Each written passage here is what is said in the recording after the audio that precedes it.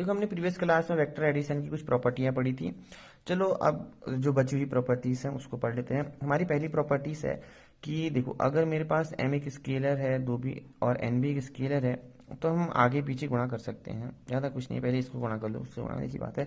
देखो ज़्यादातर किताबों में ऐसे वेक्टर को डिनोट करते हैं या ऐसे करते हैं, मैं ऐसे कर रहा हूँ, एक ही बात है। देखो और जहाँ पर मैंने कहा कि अगर m और n क्या है, स्केलर हैं, ठीक हो गया।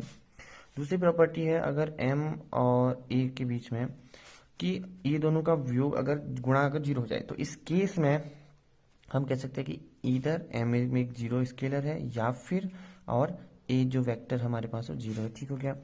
दूसरा कहता है कि अगर m into A multiply zero है, जहां पर जीरो होगा अगर a वेक्टर क्या हो जाएगा, जीरो वेक्टर हो जाएगा।